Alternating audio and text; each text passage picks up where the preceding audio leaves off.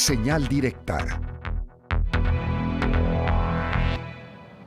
Antes de la pausa, Josefina le adelantaba esta charla que tendremos a continuación con la doctora Guadalupe Ramos, vicecoordinadora de CLADEM en México, a propósito de estos 15 años ya del Observatorio Ciudadano Nacional del Feminicidio. Bienvenida, gracias por acompañarnos. Un gusto estar acá. Bienvenida, maestra. Pues seguramente mucho por comentar al respecto.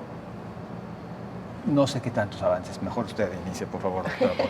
Sí, bueno, mira, son muchos sentimientos encontrados, ¿no? Sí. Porque por un lado, pues es reconocer el trabajo de estos 15 años de lucha, de compañeras, de familias, ¿no? A lo largo y ancho del país, ¿no? En el 2007 fue cuando decidimos conformar el Observatorio Ciudadano Nacional del Feminicidio y darnos cuenta que a 15 años de distancia la necesidad de este observatorio y demás estructuras que puedan vigilar el tema de la violencia contra las mujeres son necesarias. ¿Por qué? Claro. Porque el contexto de violencia que vivimos es peor incluso que el que vivíamos en el 2007, ¿no? Es decir, no es que no existan avances, sino que la violencia contra las mujeres se ha agudizado en estos últimos años, ¿no? Cierto. De hecho, maestra, los primeros feminicidios en México escandalosos, que cualquiera debería de haber sido escandaloso, pero y no se le llamaba así porque no era el término, las muertas de Juárez, por ejemplo, ¿no? Y las feministas, académicas, activistas como usted y otras muchas más, a ver, es que hay que hacerlo visible, hay que ver que no es normal y tiene que estar precisamente visibilizado. Bueno, de las muertas de Juárez, que tampoco sabemos hoy en día qué pasó o qué está pasando, a que hoy Jalisco, por ejemplo, sea uno de los primeros lugares en este tema de feminicidios, maestra. Sí, fíjate que precisamente, qué bueno que tocas el tema, porque precisamente cuando en el 2007 nos reunimos, te digo, este puñado de defensoras de los derechos humanos junto con familiares y sobre todo con defensoras de Ciudad Juárez, en donde estaba muy focalizado el tema en Ciudad Juárez y decíamos, no, pero este no es un tema de Juárez, no es solamente que esté ocurriendo en Ciudad Juárez, sino que está ocurriendo los asesinatos de mujeres, los feminicidios en todo el país. Entonces fue que decidimos conformar el observatorio, primero generar estadísticas, información, diagnósticos, porque no existían. En ese entonces las procuradurías, las fiscalías no daban información desagregada por sexo, ¿no? Entonces dificultaba eso aún más todavía el tener esta claridad, esta comprensión. Y ha sido un arduo trabajo de estos 15 años precisamente, no solamente para visibilizar la problemática, sino para trabajar en la generación de este concepto, ¿no? de feminicidio y en la tipificación de una conducta criminal que hay una diferencia fundamental del homicidio, de la privación de la vida de un hombre, porque las causas, las motivaciones, las razones por las que se asesina a una mujer son distintas de las que se asesina a un hombre, ¿no? Y efectivamente, como lo mencionas, pues bueno, estas estadísticas, estos datos, ¿no? Que ahora encontramos, por ejemplo, en Jalisco, yo que tengo documentando los casos de mujeres asesinadas desde 1997 a la fecha, pues bueno, los primeros años el promedio de mujeres asesinadas era de 34 mujeres asesinadas por año. Esto fue de 1997 al año 2006. El año 2006 hay un parteaguas, ¿no? Hay un resquebrajamiento, digamos, en muchos sentidos del tejido social, ¿sí? Y de una composición social que existía en torno a la comisión de los delitos, ¿no? Porque hay esta guerra, mal llamada guerra contra el narcotráfico, ¿no? Que genera pues este contexto de violencia, y ahí la violencia contra las mujeres se agudiza de tal manera que pasamos de 34 mujeres asesinadas por año a 78 a partir del año 2006 al 2010. El año 2010, de hecho toda la década, yo les digo la década del centenar, porque a partir del año 2010 más de 100 mujeres son asesinadas cada año en Jalisco, ¿no? Se van incrementando exponencialmente, de tal forma que al final de la década, sobre todo en el año 2020 y 2021, alcanzó el doble centenar, ¿no? Es decir, más de 200 mujeres son asesinadas cada año en Jalisco. En lo que va del año, por ejemplo, ya llevamos casi 70 mujeres asesinadas, ¿no? Son 68 mujeres asesinadas. Esto te dimensiona la problemática que existe en el Estado y en el país, ¿no? algo que se viene discutiendo de manera permanente. A ver, ¿por qué no? Inclusive han habido propuestas en este sentido. Considerar como feminicidio el asesinato de mujeres independientemente de esas otras características que luego vuelven muy engorroso el que se le tipifique como tal.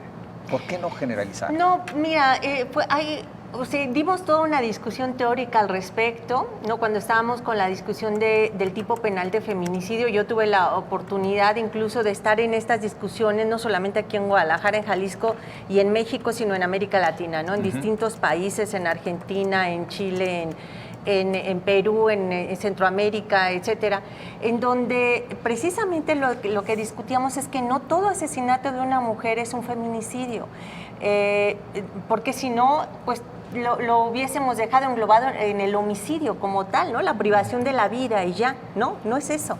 El feminicidio tiene otras connotaciones y es la condición de género, es la condición de ser mujer lo que posibilita esa privación de la vida, ¿no? Y hay muchos elementos. Ahora, no es tan difícil la acreditación, hay protocolos para hacerlo. De hecho, la tipificación del feminicidio va acompañada de un protocolo específico de investigación del delito de feminicidio con perspectiva de género, ¿no? ¿Qué es lo que ocurre en los estados y por qué no se hace la investigación adecuada? Precisamente porque las estructuras de la administración y procuración de justicia siguen siendo las mismas, ¿no? Entonces, de hecho, se ha sensibilizado, capacitado a personal que luego ya no está en esas áreas, ¿no?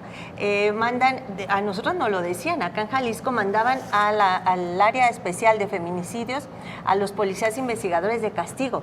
Es decir, cuando no los querían en alguna área, habían cometido alguna falta, algo, entonces lo mandaban a feminicidios, ¿no? Porque, claro, implica... hay un proceso de investigación científica, pero eso lo tienen que hacer con todos los delitos, claro, no solamente con el feminicidio. No lo están haciendo bien. No lo están haciendo bien, ese es el problema. Maestra, de estos datos duros que nos acaba de proporcionar, si ya era escandaloso, escalofriante en Jalisco, 78 casos por año, 2006, era la administración de Emilio González Márquez. Entonces, ahorita que vamos a 200 mujeres desafortunadamente asesinadas en Jalisco en los últimos 2 años de esta administración, yo recuerdo que en el escándalo con el González Márquez se pedía esta alerta de género para Jalisco y no la aplicó, no quiso, no sé por el qué dirán, yo qué sé, no quiso. Si estoy mal me corrige, creo que sí la aplicó fue Aristóteles Sandoval. Pues hoy que el dato es más escandaloso, ¿qué pasa con esta alerta de género, maestra? Sí, fíjate, es una alerta que está, como mecanismo jurídico es bueno, o sea, no hay que desacreditarlo porque el mecanismo ahí está y hay que hacerlo que funcione. Lo que no ha funcionado justo es como la resistencia que existe desde el gobierno para articularlo, incluso para vincularse en los 3 niveles de gobierno, a nivel federal, estatal y municipal, una vinculación también horizontal con toda la administración pública y sobre todo con la generación de políticas públicas de prevención de la violencia contra las mujeres, ¿no? Pero sí está sirviendo la alerta de género. No, o sea, justo ese es el tema, de que no lo están haciendo, ¿no? Entonces, pues lo único que seguimos es cuantificando el número de casos de mujeres asesinadas de violencias sin que exista prevención al respecto. No se cumple porque lo ven desde una visión política. Es decir, no me conviene, políticamente me hace ruido, me mete ruido. Fíjate, porque no lo han entendido. Yo te quiero, ahora que mencionabas a Aristóteles Sandoval, en esa época hubo un cambio sustancial. Porque efectivamente en todas las administraciones hemos tenido dificultades para que reconozcan la problemática, ¿no? Y de hecho, el primer informe que dimos, que efectivamente fue en la época de González Márquez, él salió a decir que eran mentiras, que de dónde sacábamos esos datos, y de hecho le prohibió al entonces director de Servicios Médicos Forenses, el doctor emérito Rivas Sousa, le prohibió que me diera información. Así le dijeron, que no me diera la información, él me la proporcionaba todo el tiempo y por eso es que teníamos bien documentado todas las cifras, me sirvió para mi investigación de tesis doctoral, pero también para todo lo que estábamos haciendo, pero él valientemente me dio todas las carpetas y me dijo, a mí nadie me prohíbe nada y aquí está toda la información, él siempre me la proporcionó, ¿no? Entonces, y así fue con todas las administraciones, ¿no? Trataban de deslegitimar la información que nosotros desde la sociedad civil proporcionábamos. Pero con Aristóteles Sandoval sí hubo un cambio, porque a él le cayó el 20, cuando de hecho me mandó llamar, me pidió una reunión en donde yo previamente le había llamado mentiroso públicamente, justo con algo que está ocurriendo actualmente. Él salió a decir públicamente que habían disminuido los feminicidios, que es lo que acaba de decir el gobernador Alfaro hace una semana, ¿no? Eso lo dijo Aristóteles también. Y yo le dije que era mentira, que eso no podía ser, no pueden disminuir los feminicidios, mucho menos si hay una política pública que lo prevenga. Lo que había disminuido era su capacidad de investigar, porque no investigaban adecuadamente. Exacto. Y solamente consignaban el 20%, que es lo que está ocurriendo ahora. Pero bueno, él atinadamente me llamó para tener esta reunión, reconoció su falta y me dijo, sí, nos estamos equivocando en dar la información, porque con decir que bajaron los feminicidios no ganamos nada. Y me dijo, ayúdenos, doctora, ¿qué hacemos para comenzar a acabar con el problema? Y fue cuando se activó la alerta de violencia de género y se comenzaron a generar mecanismos para atender esa problemática. Desafortunadamente, con el cambio de gobierno, y nosotros lo pedimos que se hiciera una entrega, recepción del mecanismo de la alerta de violencia de género, lo que se ha avanzado, y no fue así. ¿Qué es lo que hizo la nueva administración?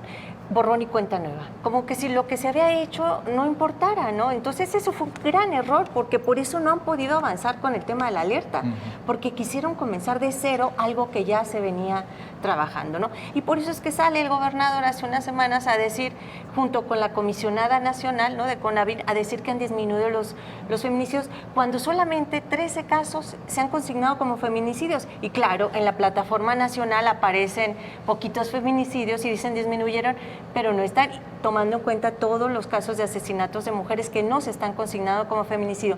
Y eso sin duda es una falta de respeto para las familias y para las víctimas. Y para ellos también, pues claro. Es que falta de respeto también para ellos. Maestra, desafortunadamente se nos agotó el tiempo, pero fíjese qué grave. El exgobernador González Márquez le dice a Rivas Sousa, no le entregues información. Así ocultó también los datos de enfermos en El Salto y Juanacatlán. Y veamos las consecuencias que hoy tenemos. Claro. No, está tremendo.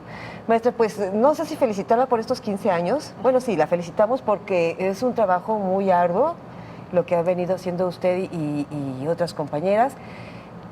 Y pues a seguir desmantelando, ¿no? O señalando a los mentirosos y decir dónde está bien y dónde está mal. Que se dejen ayudar también. Claro, ¿no? así es. Maestra Lupita, muchas gracias. Gracias a ustedes. Es la doctora Lupita, pero ya sabe que de cariño es maestra. Maestra. Gracias, maestra. Con gusto. Una brevísima pausa, regresamos en 2 minutos.